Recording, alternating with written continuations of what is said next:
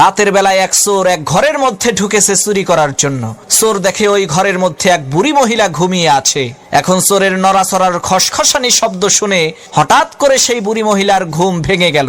চোর কয়, সর্বনাশ, ধরা বুঝি পড়েই গেলাম, এখন কি করি? এমন সময় সেই বুড়ি মহিলা সেই চোরকে বলল, বাবা, তোমাকে তো দেখে মনে হচ্ছে তুমি খুবই সম্ভ্রান্ত পরিবারের সন্তান, মনে হয় বড় কোনো বিপদে পড়ে এই চুরির পেশাকেই বেছে নিয়েছো।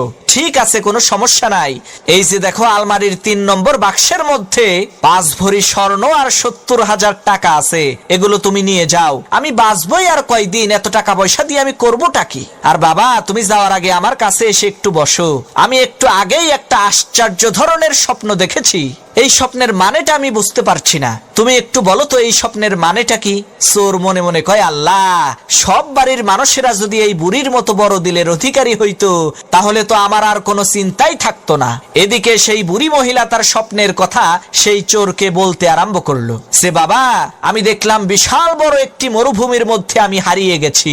এমন সময় একটা ঈগল পাখি এসে জোরে জোরে 3 বার বলল, জামাল, জামাল, জামাল। এরপরে সেই ঈগল পাখিটি চলে গেল। বাবা, বলো তো এর মানে কি?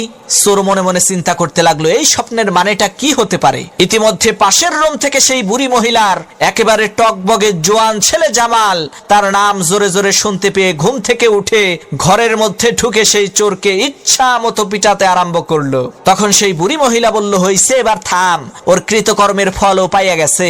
তখন সেই চোর বলল, না ভাই, থাইমো না, আমারে আরো মারো, যাতে ভবিষ্যতে আমার মনে থাকে শালারা আমি একটা চোর। স্বপ্নের ব্যাখ্যা করার কোনো জ্যোতিষী না।